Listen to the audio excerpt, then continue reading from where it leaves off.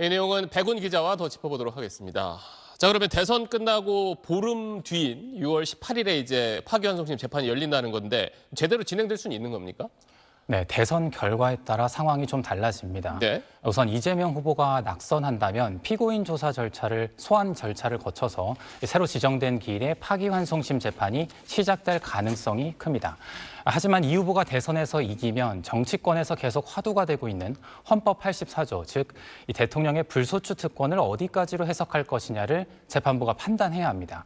재판부가 소추란 기소뿐 아니라 이후 재판까지 포함하는 것으로 보고 기일 추정이란 형식으로 재판을 미루는 것도 가능합니다.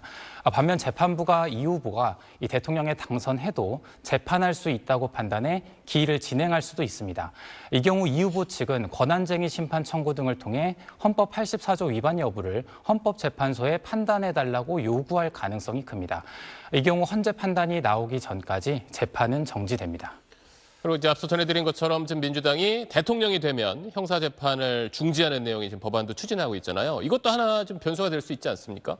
네, 민주당 주도로 피고인이 대통령에 당선할 경우 임기 동안은 이 공판 절차를 정지하도록 하는 이 형사소송법 개정안이 오늘 국회 법사위를 통과했습니다.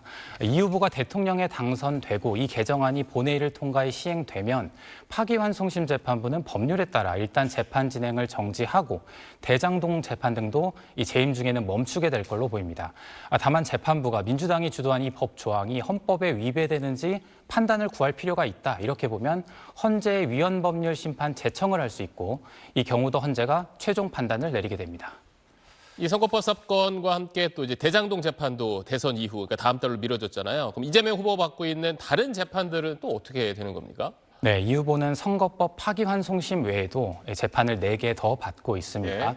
일단 수원지법에서 진행되고 있는 대북송금 의혹 그리고 이 경기도 법인카드 유용 의혹 등 2개 재판은 이 피고인 출석 의무가 없는 공판 준비기일 단계라 선거 전엔 변수가 안 될 것으로 보입니다. 반면 서울중앙지법에서 진행하는 대장동 의혹 사건 1심과 서울고법의 위증교사 혐의 사건 항소심은 공판 기일이 선거운동 기간에 잡혀 있었고요. 오늘 이 후보 측은 두 재판부에 기일 변경 신청서를 제출했습니다. 대장동 사건 재판부가 오늘 오후 대선 이후로 기일을 연기했는데 이 위증교사 사건 재판부까지 이 후보 측 요구를 받아들인다면 이 공식 선거운동 기간에 이 후보가 피고인 출석 요구를 받는 일은 없어집니다. 네, 알겠습니다. 지금까지 사회부 법조팀 백운 기자였습니다.